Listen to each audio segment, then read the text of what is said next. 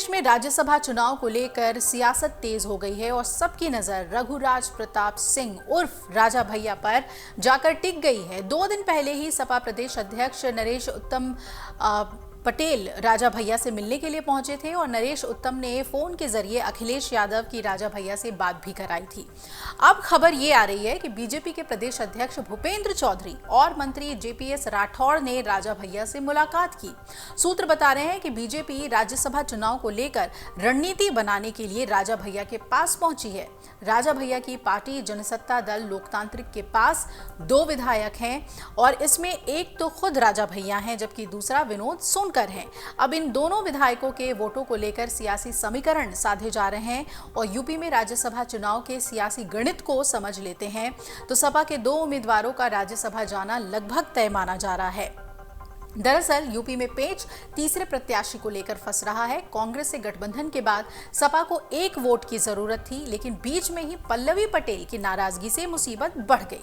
कांग्रेस की ओर से भी अभी तक स्थिति स्पष्ट नहीं की गई है। ऐसे में सपा राजा भैया को सेट करने में जुट गई। राजा भैया के पास 2 वोट हैं और सपा को इतने की ही जरूरत है, दरकार है उसे। अगर ये 2 वोट मिल जाते हैं तो सपा का तीसरा प्रत्याशी आसानी से राज्यसभा चुनाव जीत जाएगा, वरना ये मामला बीच में अटक सकता है।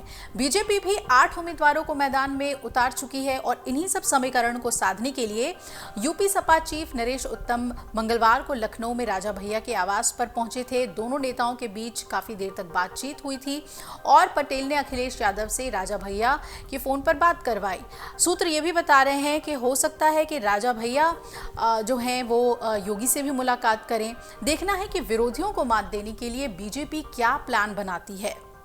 राजा भैया और अखिलेश यादव की अचानक बढ़ी नजदीकी को राज्यसभा चुनाव के नंबर गेम से ही जोड़कर देखा जा रहा है, जबकि बीजेपी ने नामांकन के अंतिम दिन 8वां उम्मीदवार उतार दिया और इससे सपा की तीसरी सीट फंसती हुई नजर आ रही है।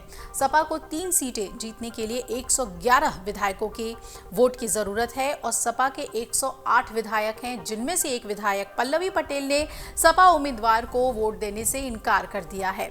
समाजवादी पार्टी को राज्यसभा चुनाव में इतनी मशक्कत नहीं करनी पड़ती अगर राष्ट्रीय लोकदल एनडीए में शामिल नहीं होती। खैर, अगर पल्लवी पटेल को हटा दिया जाए तो सपा के पास 107 विधायक बचते हैं, कांग्रेस के पास 2 विधायक हैं। अगर दोनों दलों को जोड़ दिया जाए तो 109 वोट होते हैं।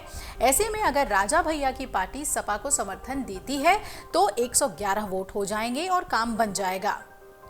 तीसरी सीट सपा की आसानी से निकल सकती है। लेकिन राजा भैया और बीजेपी नेताओं के बीच भी मुलाकात ने अखिलेश की टेंशन बढ़ा दी है। अब सूत्रों की माने तो समाजवादी पार्टी की ओर से राजा भैया से राज्यसभा चुनाव के लिए समर्थन मांगा जा रहा है और लोकसभा चुनाव के लिए भी उन्हें ऑफर दिया गया है। अटकलें ये भी लगाई जा रही हैं कि राजा भैया प्रतापगढ़ सीट से 2024 का चुनाव लड़ना चाहते हैं। अगर सपा से गठबंधन होता है तो उनके खिलाफ उम्मीदवार नहीं उतारा जाएगा। तो बहुत अहम हो जाता है कि राजा भैया क्या फैसला लेते हैं, उनका झुकाव भाजपा की तरफ है या फिर सपा की तरफ।